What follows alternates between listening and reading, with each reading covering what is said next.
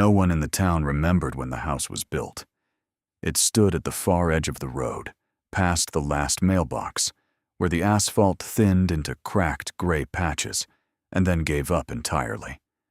Beyond that, there was only dirt, grass, and silence. The kind of silence that didn't feel empty, just occupied. People drove past it sometimes, but never slowly. Not because of fear, at least not at first. It was just habit. The place didn't invite attention, except for one thing. Every night at exactly 2:17 a.m., the light in the upstairs window turned on. Always the same window. Always the same pale yellow glow. Never earlier. Never later. And no one lived there. Elias first noticed it by accident. He had just moved into town, a quiet relocation after years of city noise, deadlines, and conversations that meant nothing. The house he rented was modest, just 2 rooms and a narrow porch, but it was enough. He liked the quiet. At first, on his 3rd night, unable to sleep, he sat by the window with a cup of tea gone cold. He watched the empty road, the dark outlines of trees barely visible against the sky.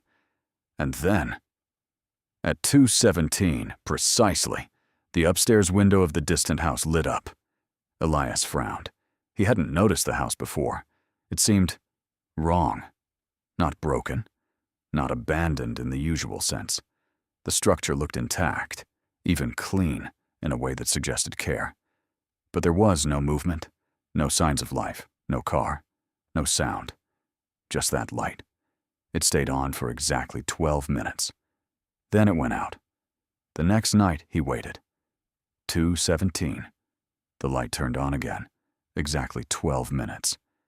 Then darkness. By the 5th night, Elias stopped pretending it didn't matter.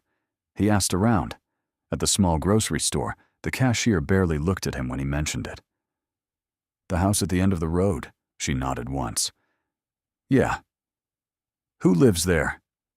"No one. But the light, it's always been like that." Her tone wasn't dismissive. It was final, like the answer had already been given years ago. He asked an older man outside the cafe. The man listened, then slowly stirred his coffee, even though he hadn't added anything to it. "You saw the light," he said, not as a question. "Yes." A long pause. "Don't go there." "Why?" The man looked up then, meeting Elias's eyes with something that wasn't quite fear. "Because it's not empty." That night, Elias didn't sit by the window. He stood, waiting. 2:17. The light turned on, and for the first time he noticed something else. A shadow, not clear, not shaped like a person exactly, but something moved behind the curtain, slow, deliberate, as if it knew he was watching. He told himself it was nothing. Old wiring, maybe a timer, maybe someone checking on the property. But the explanations felt thin, like paper held against something pressing from the other side. On the 8th night, Elias made a decision. At 2:05 a.m., he put on his coat and stepped outside. The air was colder than expected. The road stretched ahead, quiet, familiar, until it wasn't. As he walked farther, the sounds of the town faded. Not gradually, not naturally. It was like stepping into a room where someone had closed the door behind him.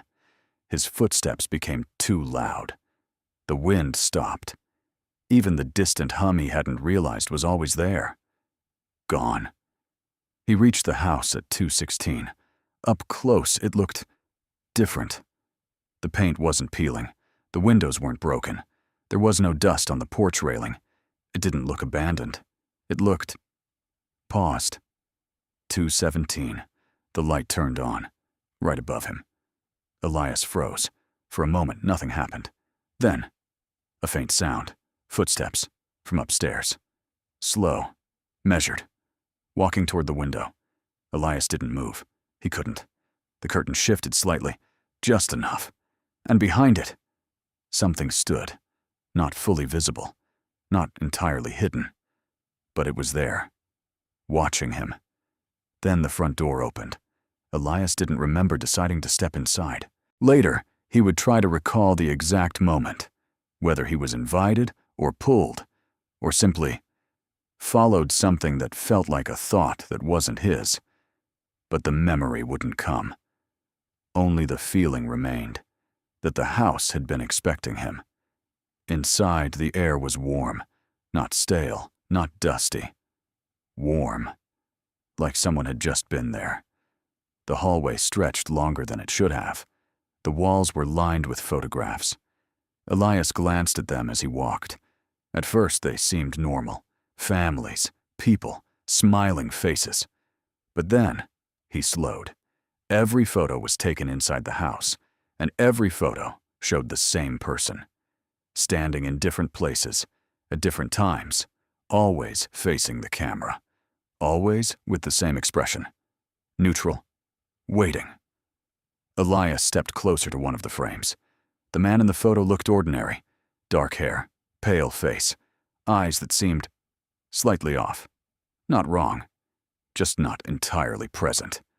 And then Elias realized the man was looking directly at him, not at the camera, at him. A floorboard creaked upstairs. Elias turned. The staircase was at the end of the hall. He hadn't noticed it before, or maybe it hadn't been there. The footsteps started again. Slow, coming closer. Elias should have left. Every part of him knew that. But something stronger held him in place. Not fear. Recognition. He climbed the stairs. At the top, the door to the lit room was slightly open. The light spilled into the hallway. Soft. Yellow. Unchanging. The footsteps stopped. Elias pushed the door. Inside, the room was empty. Almost. There was a chair, facing the window, and the curtain moved. Elias stepped closer. Slowly. Carefully. Then he saw it. His reflection. But it wasn't matching him. The reflection stood still, while Elias moved. And then it smiled. Elias stumbled back. The chair creaked. Behind him, he turned. Someone was sitting there now. It was him. Not exactly. The face was right. The body was right. But the expression, it was the same as in the photographs. Neutral. Waiting. "You're late," it said. The voice was Elias's, but older. Tired. Elias couldn't speak. "It always takes you a few nights," the other him continued. "It's normal." "What is this?" Elias finally managed. The figure tilted its head slightly. "You don't remember yet." The light flickered. Just once. And for a split second, the room wasn't a room. It was something else. Something without walls, without space. Then it returned. "You'll stay," the figure said calmly. "Just like before." "Before what?" A pause. "Before you left." The clock on the wall clicked. 2:29. The light went out. Elias woke up in his own bed. Morning light filled the room. Everything was normal. Quiet. Safe. He sat up slowly, heart racing. It was just a dream. It had to be. He got up, walked to the window. The road was there, the trees, the empty stretch of land. But the house was gone, as if it had never existed. Elias stood there for a long time, trying to remember, trying to understand.